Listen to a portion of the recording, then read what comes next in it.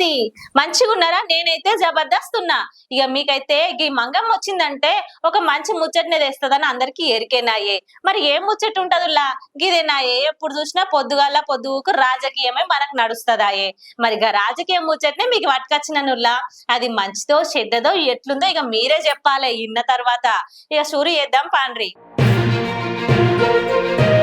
నిజానికి 60-70 ఏండ్ల కాంగ్రెస్ టీడీపీ పాలనల చిన్న భిన్నమైన తెలంగాణ గ్రామీణ వ్యవస్థను సరిదిద్దుకుంటూ ఒకవైపు ఆంధ్ర నాయకుల కుట్రలను నిజంగా ఎదిరించి కేంద్ర ప్రభుత్వ తెలంగాణ వ్యతిరేక వైఖరిని భరిస్తూ తెలంగాణను అనువనుగున అభివృద్ధి చేసింది బీఆర్ఎస్. నిజంగా గా ప్రభుత్వం ఉన్నప్పుడు ఎంత మంచిగా ఉండని అందరూ అనుకుంటున్నారులా. గదేందో చెప్తా ఇనూరి. ఎన్నో పథకాలను అమలు చేసిందంటనుల్లా. గదే మిషన్ భగీరథ, మిషన్ కాకతీయ, ప్రపంచంలోనే అతిపెద్ద lift irrigation project, Kaleshwaram, Rythu Bandhu, రైతు బీమా, ఆసర పింఛన్లు, ఉచిత గొర్రెల పంపిణీ. అబ్బబ్బబ్బా గిట్లా చెప్పుకుంటూ పోతే మస్తు ఉన్నాయుల్లా. మత్స్యకారులకైతే ఉచిత చేపల పిల్లల పంపిణీ చేసిండంట. రైతులకైతే 24 గంటల ఉచిత విద్యుత్ అందించిండంటే నిజంగా నమ్ముర్రి. ఇక అటెన్క రైతు రుణమాఫీ చేసిండంటనుల్లా. ఎంఎస్పి వద్ద వరి కొనుగోలు చేసిన వాళ్ళకి కూడా మస్తుగానే లాభం చేసిండంట. అటెన్క కళ్యాణ లక్ష్మి మరియు షాది ముబారకు. ఇక ఇట్లా చెప్పుకుంటూ పోతే మస్తుగా ఉన్నాయుల్లా. 2 BHK ఇండ్లు, అంబేద్కర్ విదేశీ పాఠశాల స్కాలర్షిప్లు, 100కు పైగా గురుకుల పాఠశాలలు, 33 మెడికల్ కళాశాలలు, స్టడీ వర్కింగ్ కోచింగ్ సెంటర్లు, కొత్త మల్టీ స్పెషాలిటీ ఆసుపత్రులు. అబ్బో నిజంగా మస్తుగున్నాయి. కొత్త జిల్లా కలెక్టర్లు, కొత్త ఎస్పీ కార్యాలయాలు, జిల్లాలోనే కొత్త ఆధునిక పోలీస్ వాహనాలు కూడా మంచిగానే పెట్టిండంటనుల్లా. తెలంగాణ సచివాలయము, టీ హబ్బు, వి హబ్బు, బస్తీ దవాఖానాలు. కేసీఆర్ నిజంగా మస్తుగా చేసిండు. పోషక ఆహార కిట్లు, కేసీఆర్ కిట్లు. నిజంగా గర్భిణీ స్త్రీలకు పొద్దున్నే అల్పాహారము, ఆరోగ్యశ్రీ విస్తీర్ణ, గ్రామాలలోనైతే నిజంగా అంతర్గత రహదారులు మస్తు చేసిండంటనుల్లా. గీ లెక్కన చెప్పుకుంటా పోతే నిజంగా నాకైతే మస్తు దమ్ము కత్తుందుల్లా. అయినా కూడా ఇంకున్నాయుల్లా. అదే వైకుంఠ ధామాలు, రైతు వేదిక భవనాలు, SRDCకి ఫ్లైఓవర్లు, అండర్ పాస్ బ్రిడ్జులు. అబ్బా నిజంగా అబ్బా నాకైతే మస్తు దమ్మొస్తుందంటే నమ్ముర్రి. గిన్నిగానం చేసిన కేసీఆర్ ను ఎట్లా పక్కన పెట్టిర్రు. ఇంకా ఉన్నాయుల్లా. హరితహారం, హైదరాబాద్ లో metro rail, Tummilla lift irrigation, Palamuru Rangareddy lift irrigation, Sitarama lift. నిజంగా ఎన్ని చేసిండుల్లా. మస్తుగా చెప్పుకుంటూ పోతే నిజంగా చరిత్ర చాలదు. పల్లె ప్రగతి, పట్టణ ప్రగతి, మన ఊరు మనబడి, డ్రైవర్లు, జర్నలిస్టులకు సంక్షేమ పథకాలు, దళిత బంధు, బీసీ బంధు. ఓయమ్మ ఇక నా నోరే నొత్తుందుల్లా. నిజంగా గిట్లా ఎన్ని గానం చేసిండు. గసంటిది గైనెను ఎందుకు ఫామ్ హౌస్ కు అంకితం చేసిరో నాకైతే అర్థం కాకొచ్చిందుల్లా. నిజంగా ఇయ్యాల అంబులెన్స్లు గాని, 108, 102 అమ్మ ఒడి అంబులెన్స్లు గాని ఎన్నో ఉన్నాయి. ఆయన వేసినవి చిన్నయా పెద్దయా అని సంబంధం లేదు. నిజంగా ఆయన వయస్సుకు మించి ఎన్నో పనులు చేసిండంటే నమ్మురి. ఆయన జీవితం జాలదు, అంతగానం చేసిండు. కాకతీయ మెగా టెక్నికల్, అటెన్క ఐటీ పార్కులు, నిజంగా మాతా శిశు కేంద్రాలు.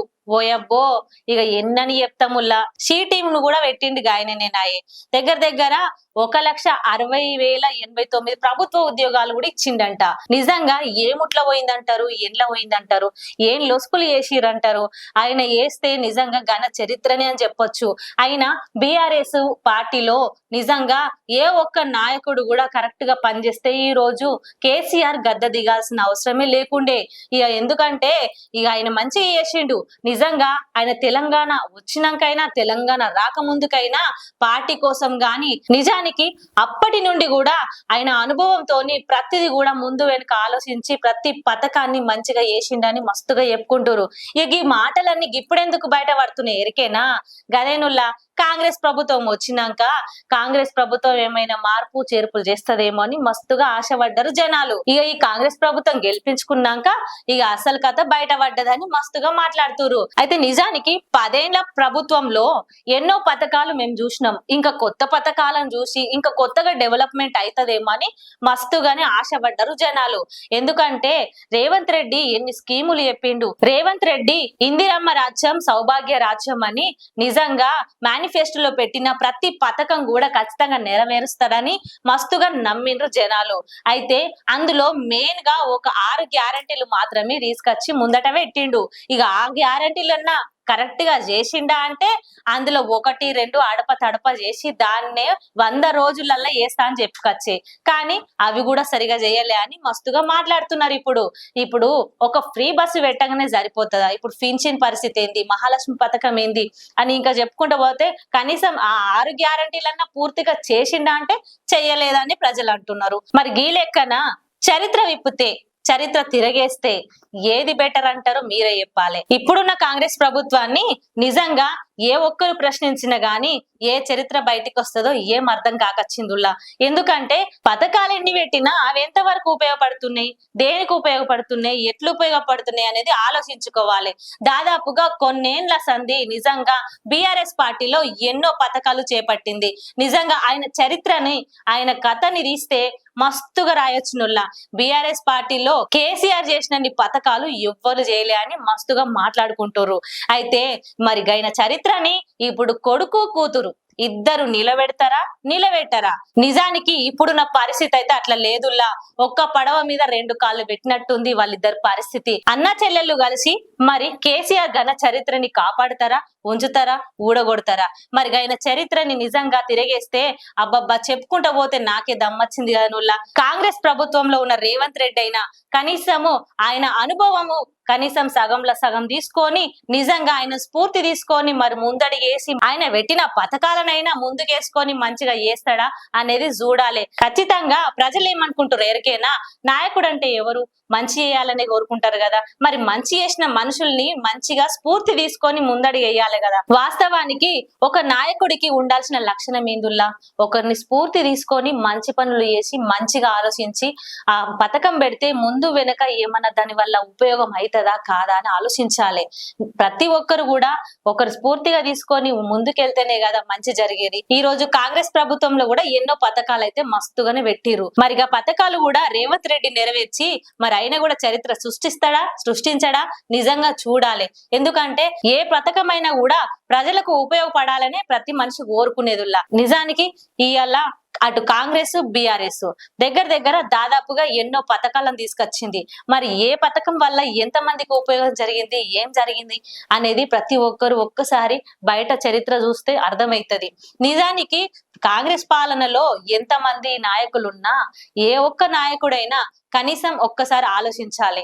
ఇప్పుడున్న పరిస్థితి ఏంది, ఇప్పుడు ఏం నడుస్తుంది, ప్రజలు ఏమనుకుంటున్నారు, ప్రజలు ఏ ఉద్దేశం మీద మాట్లాడుతున్నారు, ఏ రాజకీయమైనా గాని జరిగేది ఒక్కటే, ప్రజా పాలన.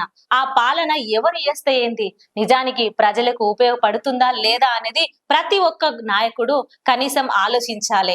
ఇవాళ కాంగ్రెస్ ప్రభుత్వం ఉంది, కాంగ్రెస్ ప్రభుత్వంలో ప్రతి నాయకుడు కనీసము ప్రతి జిల్లాలో ప్రతి గ్రామంలో ఏం జరుగుతుంది, ఏం కథ, ఏం లెక్క అనేది కనీసం ఆలోచించాలి. ఎందుకంటే ఎక్కడ చూసినా కూడా ఏదో ఒక కొరత. ఈ మధ్య కాలంలో అయితే దాదాపుగా ఎదుర్కొంటున్న సమస్యలు ఏంటంటే యూరియా, అటెనక వర్షాల కారణంగా నాలాల సమస్య, నీళ్లు నిండిపోతున్నాయి. ఇక మరి దీనికి సంబంధించి ఎవరు మాట్లాడతారు, ఏం కథ? ఒక్క రోజుకు ఫోటోలో ఫోజులు ఇయనీకైతే మస్తుగా పోతారులా. ఇక ఈ తీరు ఎప్పుడు జరుగుతుంది, ఒక దినం 2 దినాలు హల్చల్ అవుతుంది, అటెనక పట్టించుకునే నాదుడే ఉండడు. మరి గిట్లెందుకు చేస్తారు? 10 ఏళ్ళు 20 ఏళ్ళైనా గదే వస్తుంది కదా. పేపర్లకి అలా వడ్డ న్యూస్ తెల్లారి అది పరిష్కారం అవుతుందా, అయితే లేదా? ఒక్కసారి ఆలోచించాలి ప్రతి రాజకీయ నాయకుడు. నిజంగా ఈ మంగమ్మ చెప్తుంది ఒకటే నుల్లా, ఏదైనా గాని ఒకటి ఆలోచించాలి, నాయకుడికి ఉండాల్సిన లక్షణాలేంటి, ఏం కథ అని ఖచ్చితంగా తెలుసుకొని రాజకీయంలోకి దిగాలి. ఎందుకంటే ప్రతి పేదవాడి కన్నీటి బాధల మీద మీరు బతుకుతున్నారని మర్చిపోకుర్రి, ప్రతి పేదవాడి రక్తం మీద మీరు ఇండ్లు కట్టుకొని తిరుగుతున్నారని మర్చిపోకుర్రి, ప్రతి పేదవాడి గుండె మీద మీరు తిరుగుతున్నారని మర్చిపోకుర్రి. ఎందుకంటే ఒక ఓటుకున్న విలువ మీకు అంత చులకనైపోతుంది. ప్రతి ఎలక్షన్లప్పుడు కూడా కనీసము మీరు పెట్టే డబ్బుల ఖర్చు పేదవాడికి ఉపయోగపడితే ఖచ్చితంగా ఈ దేశం ఎప్పుడో బాగుపడుతుండే. నిజంగా ఇవి మనుషులు అనుకుంటున్నవి వాస్తవాలు, కానీ ఎవ్వరు ఎదురుగా వచ్చి చెప్పడానికి ముందుకు ధైర్యం చెయ్యరు.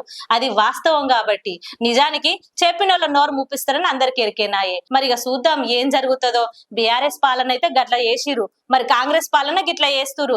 మరి ఇప్పుడు వాళ్ళ చేతిలో ఉంది కాబట్టి ఇప్పటికైనా మంచిగా వేసుకొని ముందుకు వెళ్తారా వెళ్ళరా అనేది చూడాలి.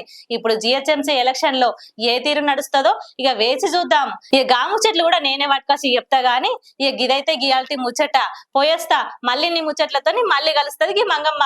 లైక్ చేయండి, షేర్ చేయండి, సబ్స్క్రైబ్ చేయండి. మరిన్ని వీడియోల కోసం బెల్ సింబల్ పై క్లిక్ చేయండి.